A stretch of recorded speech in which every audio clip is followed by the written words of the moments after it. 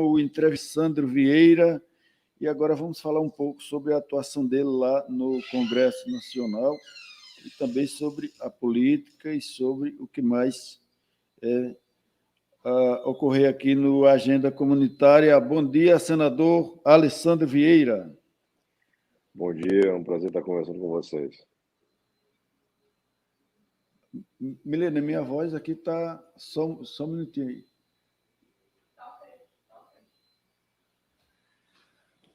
Senador, eu quero primeiramente lhe parabenizar pela sua atuação no Senado Federal, na CPI da Covid-19, e quero começar aqui o assunto pela Covid-19, que nós temos agora um período da política, né?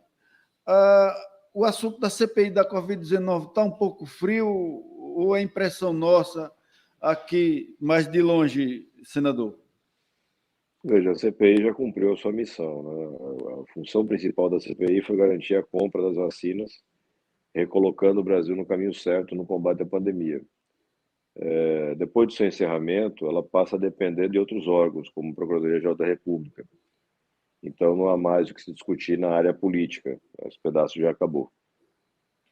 O senador, depois, então, do trabalho de vocês lá no Senado, aí essas ações elas são distribuídas para Ministério Público e outros órgãos, e aí vai caminhando e vai acontecendo os desfechos futuramente. Isso, exatamente. São mais de 10 procedimentos, estou entre a primeira instância e a Procuradoria-Geral.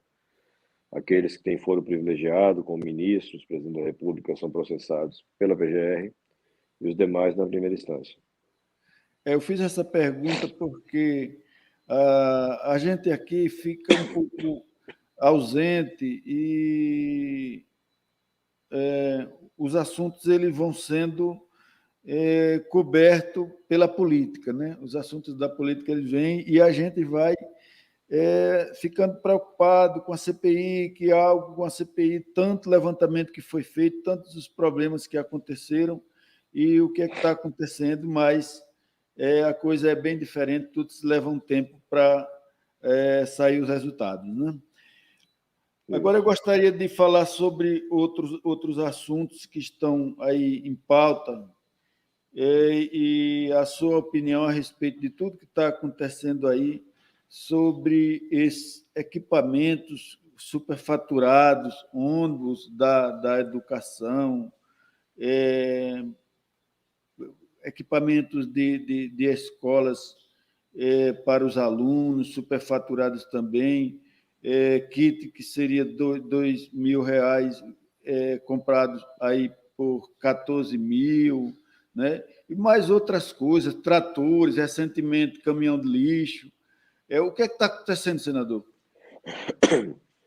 Na medida em que o governo Bolsonaro entregou uma parte importante do orçamento para aquelas velhas figuras do Centrão, que já trabalharam no governo do PT, trabalharam com Michel Temer, a consequência óbvia era essa mesmo, eram os escândalos de corrupção se sucedendo, né, se repetindo. A gente tem feito representações no TCU, na Justiça, para tentar evitar isso. Para você ter uma ideia, mais de 2 bilhões de reais em dinheiro suspeito já está bloqueado por conta de ações nossas, e mais outros 5 bilhões de reais estão em avaliação. Ontem ainda nós entramos com a ação referente aos caminhões de lixo, que é um dos escândalos mais recentes, onde você tem a compra pela Codevasf, principalmente pela Codevasf, de caminhões sem a especificidade, sem a necessidade e por valor superfaturado. É lamentável, porque é dinheiro público que é jogado fora, e a gente tem que tentar combater isso ao máximo. Outro assunto aqui que ficou um pouco para trás, mas com certeza está tendo andamento, pelo menos por parte de vocês, parlamentares, senadores, alguns deputados, sobre o impeachment, né? O impeachment, os pedidos de impeachment do presidente Jair Bolsonaro, que são muitos, mas que o presidente da Câmara ele não dá nenhuma resposta à sociedade de sim ou de não para o julgamento desses pedidos. O que é que precisa mudar, senador, no Congresso Nacional para que haja prazo para essas respostas à sociedade? É preciso ter uma mudança legislativa que reduza o tamanho do poder do presidente da Câmara. Hoje ele tem esse poder de fazer o que ele bem entende, na hora que ele quiser. E me parece que isso é inadequado na democracia, né? Então a gente tem que legislar para colocar prazo para todas as decisões, inclusive a decisão sobre processamento de pedido de impeachment. Sem um prazo, você abre espaço para acordos e para esquemas que transformam em letra morta todo tipo de pedido.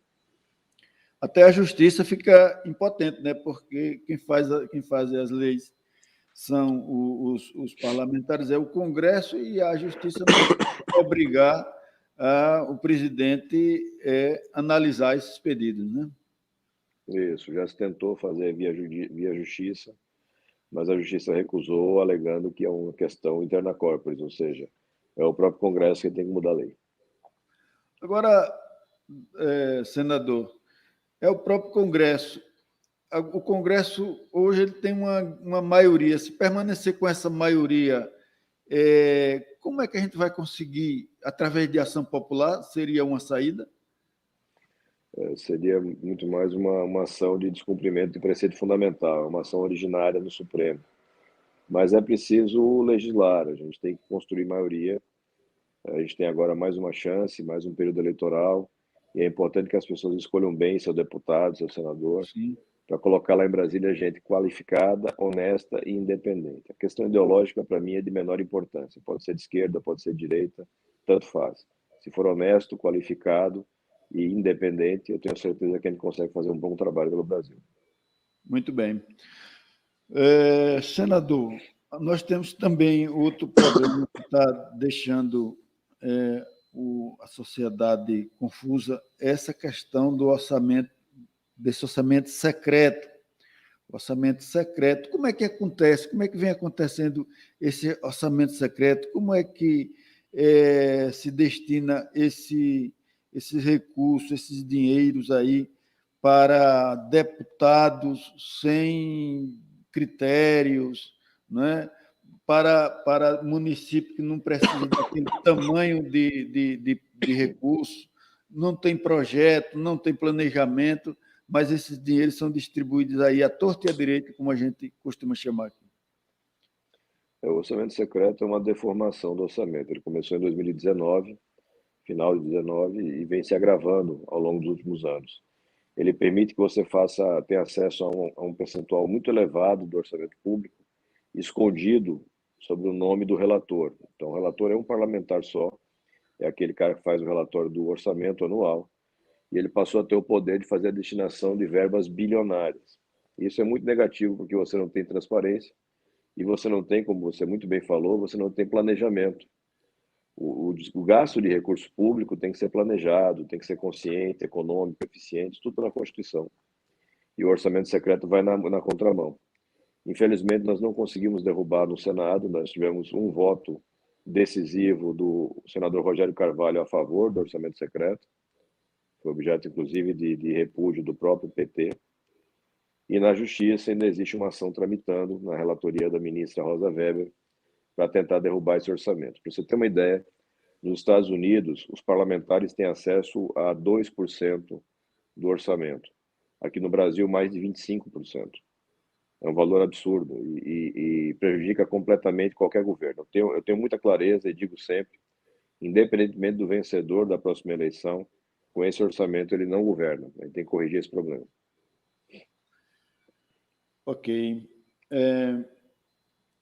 Eu vou entrar aqui no assunto do Estado, mas antes eu quero falar um pouco sobre a sua pré-candidatura que foi lançada aí para presidente da República, e depois o senhor desistiu.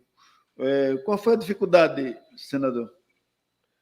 No momento que a gente teve a fusão, né, a Federação Cidadania e PSDB, tendo o PSDB já um candidato, que era João Dória, eu entendi que o melhor caminho era abrir mão da disputa para fortalecer um sentimento de união nesse centro. Eu sou daqueles que não se sente representado pela volta do Lula nem pela permanência do Bolsonaro. Então, a gente tem que providenciar nomes que o cidadão brasileiro possa conhecer e, enfim, aprovar e votar.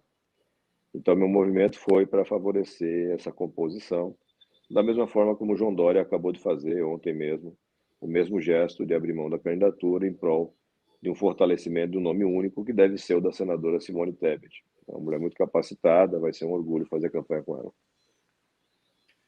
Senador, caso permaneça a disputa entre o ex-presidente Lula e o presidente Bolsonaro, lá no segundo turno, o senhor vai optar por qual candidato?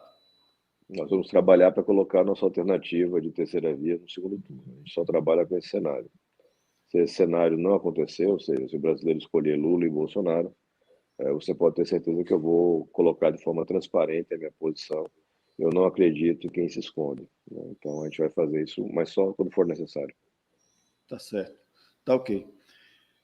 Agora vamos falar um pouco aqui do estado de Sergipe. O estado de Sergipe está começando aí a esquentar a política e agora tem também a sua pré-candidatura ao governo do estado. Como é que está essa pré-candidatura? Quais são os partidos que estão aí arregimentando forças para a sua campanha? Bom, a campanha vai muito bem, a pré-campanha vai muito bem, era um desejo da nossa base. Eu quero aproveitar para mandar um abraço aí para Salinho e para Ana Luzia, que são nossos principais parceiros na cidade de Aquidabã, dois guerreiros que defendem uma política diferente, honesta, transparente e que estão caminhando com a gente desde 2018. Gente como eles insistia já há muito tempo pela nossa candidatura, porque a gente tem convicção de que é preciso mudar a Sergipe para poder ter a resolução, né, para consertar os problemas que nós sofremos. E a turma que está aí está no poder há muito tempo e não conseguiu resolver nada. Então, essa foi a motivação para fazer a candidatura vai bem.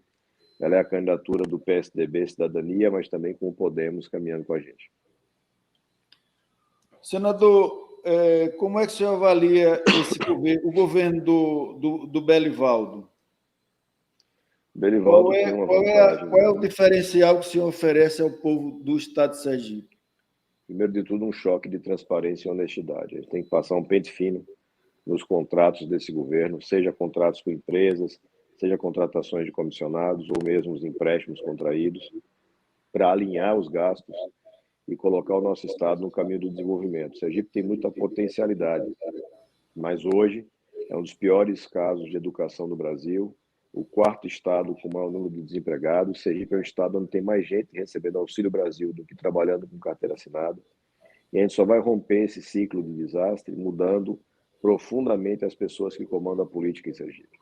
Essa turma que está aí já mostrou que não tem capacidade de mudança nenhuma. Nós temos essa capacidade e essa vontade. Estamos montando um grupo de gente independente, qualificada, para poder sentar e apresentar essas alternativas de forma muito objetiva para o sergipano, para que a gente possa dar um salto para o futuro, que a gente já espera há muito tempo. Senador, hoje nós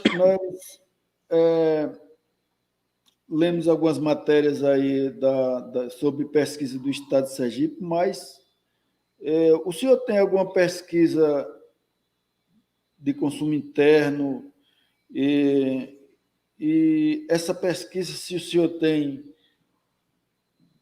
o resultado condiz com esses que se apresentam aí para o público? Não. Os resultados Não dizer apontam o os impacto números, técnico, né? As pesquisas para consumo interno apontam um resultado bem diferente. A nossa candidatura é extremamente competitiva, ela está ali disputando um segundo lugar. Essa questão de pesquisas publicadas é sempre muito complicada. Eu lembro da pesquisa da véspera da eleição de 2018.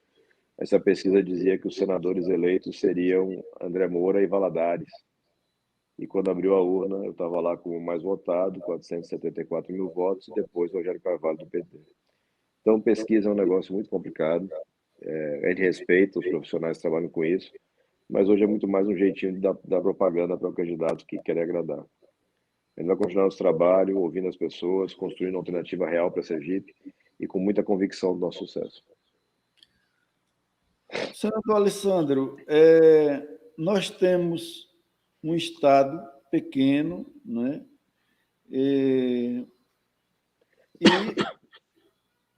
pelo que o senhor fala aí, precisa de planejamento, né? Precisa de transparência, precisa de mudar muitas coisas, né? Rico o nosso Estado é, comparando com outros aí, o nosso Estado tem riqueza suficiente para dar um equilíbrio, né? Na política e na distribuição de renda. Agora, nós temos hoje uma lei que obriga os municípios com mais de 20 mil habitantes a construírem os seus planejamentos, né? Nem todos esses municípios que têm mais de 20 mil habitantes têm cumprido essa lei aí à risca. Já aconteceram prorrogações, né? E sempre está levando adiante, né? Aquele empurrãozinho de barriga que o brasileiro gosta. Mas não seria o caso no caso do governo do Estado, ele pensar e incentivar o planejamento de todos os municípios, independente do seu tamanho, inclusive financiar? Sem dúvida. Cabe ao Estado ser o agente indutor, a liderança que vai puxar esse planejamento pela qualidade. O Estado de Sergipe, como você falou, é um Estado que tem muito potencial. A área do turismo, a área mineral, a questão toda do agronegócio, que cresce bastante no nosso Estado. A gente tem que potencializar isso, fazer o Estado trabalhar para as pessoas e não ficar só sugando impostos. A gente tem muita coisa para fazer, mas passa certamente por um diagnóstico bem feito e um planejamento bem feito. Sem isso, você não consegue sair do lugar. Eu fiz essa pergunta porque eu estava pensando justamente nessas polêmicas que estão aí nas redes sociais, nas emissoras, sobre a destinação desses ônibus superfaturados, desses equipamentos superfaturados para esses municípios. Município que precisa de 10 milhões recebe 1 milhão, município que precisa de 1 milhão recebe 20 milhões. Então, eu acho que isso é a falta do planejamento, porque se cada município tem um plano diretor, está planejado, sabe o que está precisando, eu acho que o governador do estado ele tem a obrigação de saber sobre o planejamento de cada município precisa, para não acontecer esse tipo de coisa. Sem dúvida, o planejamento é uma ferramenta indispensável. No nosso caso específico, a gente defende o orçamento participativo. A gente já faz isso com as nossas emendas parlamentares, ou seja, as pessoas participam diretamente escolhendo para onde deve ir o recurso. É dessa forma que chegou aí para Aquidauã aproximadamente R$1 milhão nesses 3 anos, tudo passando pela vontade do povo. A gente quer fazer isso com orçamento, com todo o orçamento do Estado, porque a gente sabe que o dinheiro vai para o lugar certo e as pessoas se responsabilizam. Mas sem planejamento você não consegue literalmente avançar. Então é preciso sim fazer um bom planejamento. Senador Alessandro Vieira, nós queremos agradecer imensamente a sua disponibilidade de participar, já lhe convidar para quando o senhor aparecer aqui na nossa cidade de Aquidauã, vir aqui marcar uma presença na nossa emissora. Foi uma grande satisfação lhe entrevistar e o senhor já é daqui da cidade de Aquidauã, né? Na sua campanha, eu acho que foi uma das primeiras cidades que o senhor compareceu, foi uma das primeiras emissoras que o senhor concedeu entrevistas aqui.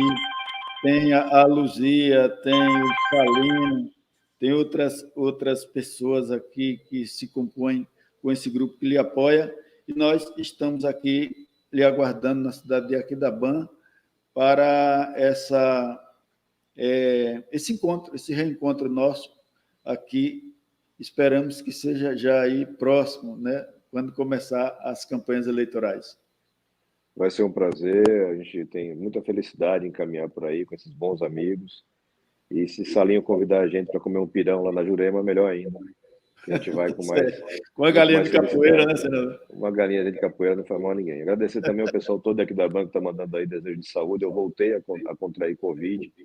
Estou pela segunda vez com Covid, estou em isolamento aqui em casa, mas com sintomas leves, graças a Deus, e acho que até o início da próxima semana já vou estar de novo rodando para o Sergipe, fazendo essa pré-campanha de renovação do nosso estado. Então, um abraço para todos aí, saúde e muita paz para vocês. Ok, um abraço, senador. Desejamos saúde. Muito obrigado. Obrigado.